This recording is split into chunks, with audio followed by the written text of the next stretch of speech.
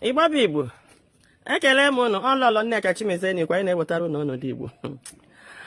Eziokwu m niile amaghị mma ndị Igbo anyị ga-alakwa ije a. Dịka onye ọbụla bụ onye Igbo na-ege ihe anyị aka tụsa ya. Onye kwuo okwu ọ sị na enyi m agwakwara m ga-agwa aka mma karịa enyi m asịkwa nne gwara m. Ị na-aghọta? Ele egwu no wọrị ọgụrụ ọ sị ọsịkwa nna ama gwara m agwa ọ gaghịrị ịdị m otu a na amarakwala mana ihe ahụ emere ha m chi ga-emeghe ihe eme ị na-amarakwala no ihe a bụ egwu wọrịọ. Warning ka m na-abịa na-enye ndị Igbo anyị na lekwe ka anyị nọ na mmiri ncha aba anyị anya. Anyị ga-anọ nga anyị na-adọtụ nwere onwe wee oru ọ ihe ọ na-achị ọwụ na ya mụrụ ha anya. Ana m na-awọchla with utter surprise ihe anyị na-eme na social media. Na the worst thing na nwere ike ime mmadụ onye iro gị mana onye awụkwa onye iro gị ga-aga gị na ya na-amaka aka n'ote efe na-eri na ichefu na o nwere ike were gị poison na ilefu anya. Onye Igbo ọbụla na-amahụ na nsogbu anyị na Nigeria n'ụwa bụ ndị ofe mmanụ starting from the kemgbe Nigeria kwara bido till today. Gịnịkwana ka ndị Igbo mere ha anya amahụ mana ndị awụ oge ọbụla ha chọrọ iyuzu anyị ha alite yuzu anyị. Ihe ọ na-ekwozi ugbu a ihe anyị na-eselebreti ndị otu ndị sị na ha hụrụ Maazị Nnamdi Kanu n'anya karịa onye ọbụla na-eselebreti na ndị Yoruba ebuwele prọfesi Maazị Nnamdi Kanu na-aṅụ ndị Yoruba ọṅụ na-awakpule ha. Ka m jụọ unu o wee sohụ wakpu unu ọ na-enyere ndị ofe mmanụ aka na-ebusa mwakpo awakpuru ha kpuchie mwakpo awakpuru nke anyị. Right now ndị obodo a sef ka anyị mma maka na nke ha wa na-achọ ịbata bata nke anyị wụ na asaraụndụ go anyị anyị ewere ga aka ọnụ anyị defeat onwe anyị mee onwe anyị expose otu ọbụla ichi chọọ onwe anyị nchi gaa na social media ndị si na ha hụrụ Nnamdi n'anya karịa awụ ha na-eme expose ndị ESN. Ndị si na ha hụrụ Nnamdi Kanu n'anya karịa awụ ha na-eme ndị IPOB otu Nnamdi Kanu attack. Yewe anyị oye otu ọbụla ihe ọbụla nwe ihe a chọrọ ime insecurity today ime ha ala ndị feel na ha nọ na this part ebupụte mana ndị ofe mmanụ nọ na-amụ amụ nọ together ha alụwago nke ha ị gaghị ahụ ya na social media then werezi ụnụ tụkaịrị ụnụ ha kpọpụtacha ụmụ ha pụtazie na-eprintere anyị prọfesi Maazị Nnamdi Kanu ha tọrọ nga. In fact ha pụta ugbu a na-akwụọ enyi gọvanọ of South East aha si na o bunyere George 10 billion were tọọ Maazị Nnamdi Kanu. Anyị ga-jump on that gọvanọ kpọwa ya iyi hapụzie the George tụrụ ya nga. Ndị a na-anapụta ebu prọfesi anụnwa ọha awụ ndị ala awụ ndị na-akpọ IPOB na Nnamdi Kanu terrorist. Ọha nwawu ndị pushiri ka pronounce IPOB a terrorist organization. Kemgbe ihe insecurity akwa eme ọnọhụ be ha this thing ga-adị long mana iwuru onye Igbo si nwere interest gee ya. Kemgbe ha na-eme enjoy security ha dị intact from Lagos to Ori ị gaghị ahụ ndị amị ndị na-eche ha nche OPC their own local vigilante maka ndị Igbo anyị na-asị na ESN wu a non-government approved security outfit. Na-ajụ ha OPC owu government approved. Volunteer force asị dịka akpọpụta na East owu government approved security. Nwaanyị na the main terrorist organization ama ama Boko Haram na proscribe be ya ka mgbe na ọkpa n'ala na enwere agreement ibu jihad ihe ahụ si from Iran Islamic nations gbara okirikiri continue their Islamization agenda so Nigeria bought into it. Now the APC party and ha ji get together will part of it will continue the Islamization ile anya na practice ha niile ihe ọwụ. Then when agreement ihe anyị na-aghọta ha anyị nwa bụ ndị Igbo na-aghọta hụ na Yoruba land is considered as an Islamic nation. Yoruba land is considered an Islamic nation. You know, so already ha na ndị Hausa wụkwa consider when has Islamic nation merge to carry out jihad from Middle Belt to Christians down to Southeast. So ha mana na ndị Igbo siri ike. In fact ihe na-atọ Nigeria ụjọ bụ ndị Igbo ịnọkọ and that is why eji na sponsor this unity among us. Now continue with media and divide and I now buy into it. So part of ihe eji gakpọlata Maazị Nnamdi Kanu IPOB what we don't know when IPOB is one of the biggest movements in the world, if not the biggest movement, because ha no across 198 countries. That they go Ghana fund there. ha hụ na ọ ga-awụ a threat to ihe ha na-eme. Then mgbe ha bịakwara hụkwa the insecurity otu o ji eme ha fọm ESN. Enwekwa ike inwe ebe ha ga-enweta nwa shaking. Ọ dị mgbe e bidoro OPC na Yoruba land, ha na-agba polisi, agaghị agụta ndị polisi ole ha gburu, agaghị agụta ndị amị ole ha gburu, ọ mere anyị niile n'anya. So until ndị be ha abịakwa hụkwa na enwekwuru uru nke ha bara, enwe ihe ọbụla nwe advantage nwe disadvantage, ha abịa chịkwa ha as security wee mee Gani Adams onye isi ha ara nka kamfo. That's their warrior, their general nwere ike lead ha to war. So ịdakpo ndị Yoruba ọgụ ugbu a ha ga-alụ ya without any problem. Nke anyị abịa ESN gaa na social media ugbu a na ọkwa part of ndị loyalist Maazị Nnamdi Kanu wụ ndị na-akọwa secret ESN niile na otu ndị ESN ji egbu mmadụ. Ọkwa ndị otu Maazị Nnamdi Kanu na-eme that thing. Ọkwa some part of ndị otu Maazị Nnamdi Kanu enwe ndị 100 men na nwụzi the IPOB anyị kwesịrị rally round were kwecheta onwe anyị ọha na nwụha ọgụ. Gaa na social media the civil war nke anyị wee bute ego achọ one group n'ime ndị analụ ga-ebu ihe ego. The civil war nke anyị ga-alụ ya. Now anyị ahapụla problem niile anụnwa dịrị anyị makpuo ndị Yoruba ewere media ha control why wepụtachara ihe anyị ga-achọ maka ịchọghala inweta ndị Igbo niile just pụta gwa ha na Maazị Nnamdi Kanu wụ ọlị doesn't matter ebe isi doesn't matter ihe ime nya ha kwuru chụwa gị.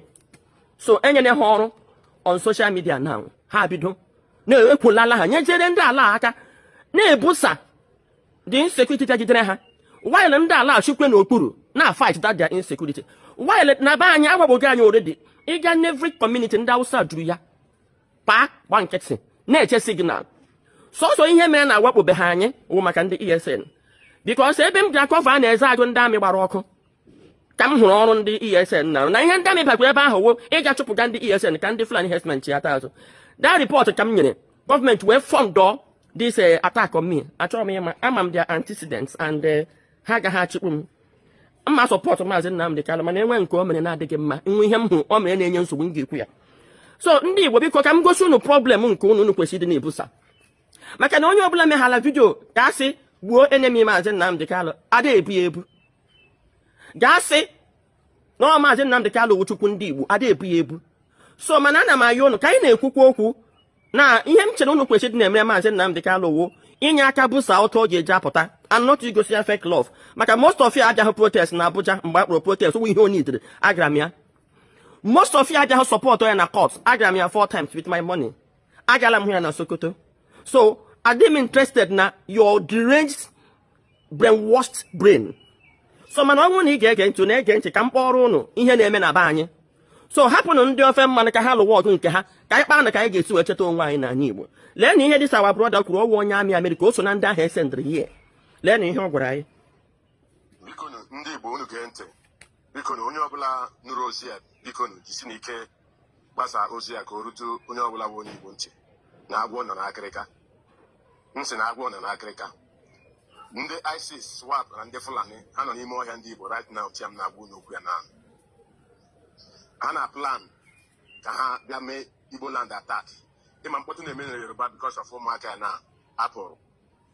Ha nọ n'ime ọhịa anyị otiam na-agwụ n'okwu na ọnụnụ ya ihe a na ha ga-eteke ya serious. Ihe a na-eche wo Maazị Nnamdi Kanu ga-apụta taa echi ịpụta gwa ha na this government wụ na emere attach ihe niile na-eme n'ụlọ ha ji Maazị Nnamdi Kanu kwere anyị ọnya maka ha ma otu eji like ya. So onye a na-ekwughị maka otu a ga-eji gbuo ụlọ Nneka Chimezie ma otu a ga-eji gbuo ndị ha perceive gbuo DOS ma otu a ga-eji gbuo ndị perceive gbuo enemy ha ga-ebu ya ha eteke ya serious. Mana imagine echere m maka nnwere onwe anyị ka Maazị Nnamdi Kanu jiri pụta ọ bụchịkwa maka dị nnwere onwe ka m kpọkwara ụlọ ọzọ bụ na unu ga-ege ka m kpọrọ ụlọ ọzọ bụ na unu ga-ege. Ndị Yoruba ebidogo defend onwe ha. Ihe awụ ndị arịrịọ ndị Awụsa ka ha na-ekpokwasị ha ebidoro red wabe ha ndị Awụsa ọ na-ahụrụ ya ha ebidogo na-ered ndị Awụsa ọbụla nọ on their street ebe ha ga-ewere anyị divert our attention mgbe anyị kpọwa ihe ụgbọ na anyị na ndị Awụsa alụwa ha sụkwa anyị na ndị Awụsa isi ha si n'okpuru na-alụ ọgụ dịrị ha nụ. Ndị Awụsa jikwa ebe anyị o anyị adala ọgụ nke anyị ihe anyị na-alụ ọgụ ya awụ lekwanụ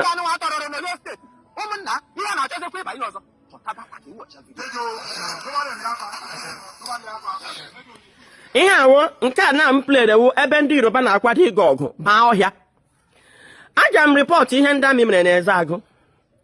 apụtala m report ọ na nwa okorobịa ahụ ndị amị gbara ụlọ ya ọkụ na-enwe ihe ọ mere gba shọpụ nwunye ọkụ na-enwe ihe ọ ka nọ na detention kamgbe 15th of May enweghị onye na-ekwu ya ọ dịdị necessary because awụ maazị Nnamdi Kanu ka anyị ekwu maka ya ọ dịghị necessary lee ndị Yoruba edile anyị ọrụ werezie maazị Nnamdi Kanu na ha nwere ịkpọghala ya anyị nwalachi ebe a ihe a na prọfesi si Nnamdi Kanu na ndị Yoruba kpọpụtacha anyị so ha na-ebu ọta ka eburu ya nwaanyị na ha ebughị prọfesi a mgbe a na-atụ Nnamdi Kanu nke ọ na-aga prison ọkwa ha ndị nọ na soshal midia na-ehit up the polity na-akwa anyị terrorist anyị na ha na-alụ now ị nwere otu ha chọrọ control brain anyị now ha setụarala anyị ihu to hey Nnamdi Kanu kwukwuru ekwu nyezi anyị ọrụ anyị nyere ha aka na propagate insecurity nke ha now on social media while ha shi n'okpuru na-ebu egbe gọọmenti ama stop ha these people na-abụgasị egbe na at the state act security why na president anyị move be ha military na their land kwan ebe insecurity abatala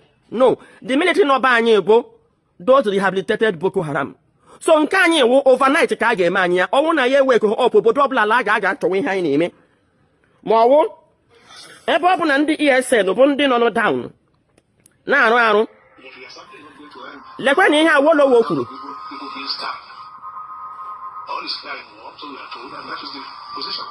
ihe awụ ihe Awolowo kwuru ihe m ji wee wepụta okwu Awolowo anụwa bụ ụnọma na ọ ka e wee wepụta Awolowo na nga ka Chukwuma Nzogu na ndị otu ha ji ga mee queue after the queue gịnị ka Awolowo mere ya apụta tọn ya hụ na ọ ga-adị war with ndị Hausa ndị be ha ga-anọ at advantage ya wee ji war against us so ị na ndị ala arapụtakwala ụnụ ka ụnụ na ndị Hausa lụwakwa ihe awụ onye ahụ ndị ahụ ekidnapụrụ President Tinubu and the governor of Oyo State, Engineer Seyi Makinde, to please help us and dialogue with these people. They should not use stop. Ụnọma na enwere some of our youth aja na Bahama arrest innocently. Ha nọ na prisons anyị na-achọkacha ha achọ. Anyị adịghị ekwu maka ya because ndị ofe mmadụ nwe press agaghị bring guy to it. Ọgụ anyị nọ na social media anyị nọ na social media agba onwe anyị were ya jikọ aka ọnụ kwube ihe dịrị anyị a ga-anụ olu anyị mana a na-ewepụtara anyị topics ga-eme anyị kwakọ anyị isi ọnụ kama anyị ga-alụ ọgụ dịrị anyị na-alụgbuchi onwe anyị tata ha na-alụ ọgụ dịrị ha m ga-akpọrọ ọnụ finally ebe my sister kpọrọ nke ebe e mere ndị mmadụ kidnap na ọgbọrọ dịka nwanne nya anya ndị anụ ụdị nke a because ndị na-akọntrol anyị midia agaghị ekwezi anyị ya unless kwa mọta m na-agagharị ụdị mmadụ m gakwa dị a m hụ ndị ekidnapụrụ enye the report ihe a na-aga na-efe na social media ndị sị na ha hụrụ maazị Nnamdi Kanu n'anya once ọ na-awụdo ndị ekwu maka maazị Nnamdi Kanu they won't carry it mana ihe awụba anyị ka emere ndị a kidnap anụmaji echedere m ma ihe maazị Nnamdi Kanu ji pụta ọnwụ maka nnwere onwe maka na ihe m na-ele anya na anyị ga-anọ nga anyị na-ebe Nnamdi Kanu ndị Hausa agbakpọ ya nara anyị ala Igbo so geenụ ihe nwanne anyị nwaanyị